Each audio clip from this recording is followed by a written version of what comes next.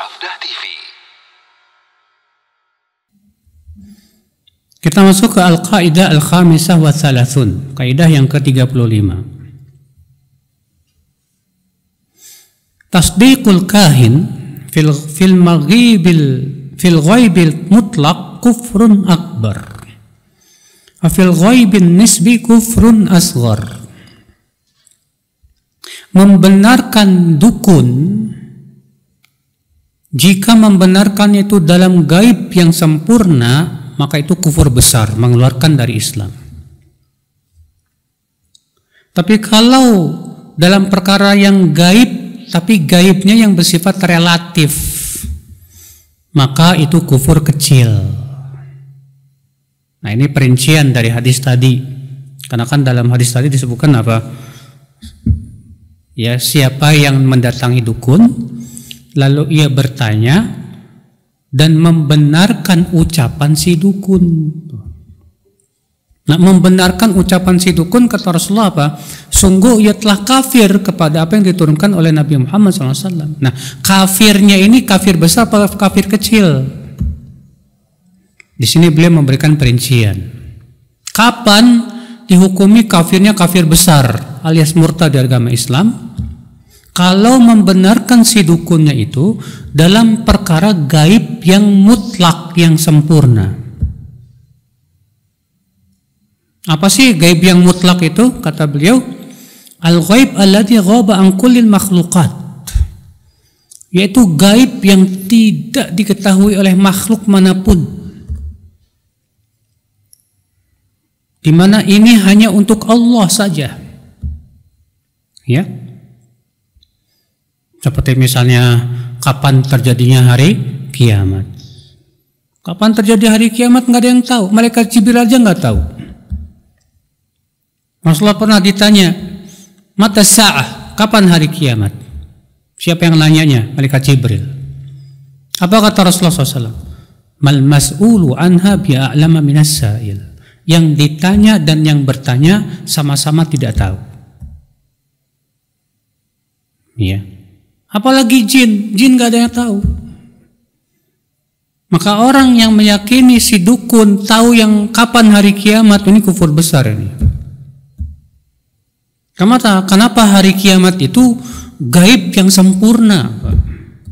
Yang hanya yang mengetahuinya hanya siapa? Allah Subhanahu wa ta'ala. Ya. Demikian pula sesuatu yang akan terjadi di masa depan, itu hanya Allah yang Maha tahu. Maka siapa yang punya keyakinan bahwa dukun tahu apa yang akan terjadi 10 tahun yang akan datang, maka ya kafir. Kafirnya kafir besar, bukan kafir kecil. Kenapa? Karena itu khusus Allah yang tahu saja. Nah, itu kafir, itu gaib yang sempurna, gaib yang mutlak. Ada lagi gaib yang sifatnya nisbi, relatif. Artinya gaib untuk sebagian orang, tapi untuk orang lain nggak gaib. Ya. Contohnya, antum nanya ke dukun, Pak Dukun, tolong dong kasih tahu saya siapa yang nyuri motor saya itu. Ya. Untuk mengetahui pencuri motor itu kan sifatnya gaib yang relatif, bukan yang sempurna, Pak. Sebagian orang nggak tahu, kita nggak tahu, tapi orang mungkin yang lain tahu. Ya. Maka yang seperti ini kata beliau kufurnya kufur kecil. Kufurnya kufur apa? Kecil. Seperti halnya, antum pernah main jelangkungan nggak, Pak? Saya dulu waktu SMA pernah tuh. Ya. Iseng aja, benar nggak sih ini? Jadi ada tulisan di situ, apa namanya? Oke, no.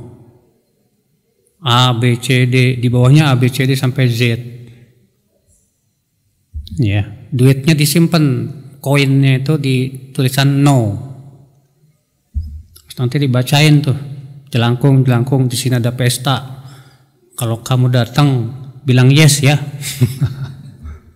Itu tahu-tahu logamnya pindah sendiri, Pak. Saya megang padahal, lo kok jalan, benar jalan. Yes. Nah, udah datang nih, katanya. Nanya, jelangkung, kemarin yang yang nyuri sendal saya siapa? Dijawab sama dia, Pak. Set ABC-nya itu ketahuan, kamu ayo bener. Makanya termasuk kufur kecil. Kenapa? Karena ini gaib yang sifatnya apa? Relatif. Tapi kalau bertanyanya tentang gaib yang sifatnya sempurna, misalnya bertanya tentang ya nasib saya nanti di masa depan, maka ini kufur besar. Kenapa? Karena ini khusus untuk siapa? Allah Subhanahu wa ta'ala saja. Makanya zodiak itu termasuk kufur apa? Zodiak itu kufur besar, Pak. Zodiak itu kan meramal tentang nasib seseorang, ya kan? Nanti dia bakalan punya istri begini, rezekinya begini. Itu kan gaib yang sempurna, yang hanya tahu siapa? Allah Subhanahu wa ta'ala saja. Makhluk manapun gak ada yang tahu. Ikhwata Islam, saudaraku seiman, rahimani wa rahimakumullah jami'an. Nah, ini dia. Jadi di sini beliau memberikan perincian.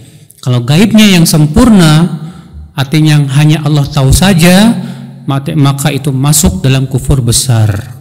Ya, ketika kita membenarkan si dukun itu dalam perkara gaib yang sempurna. Tapi kalau gaibnya yang sifatnya relatif, kata beliau, maka itu kufur kecil. Ya.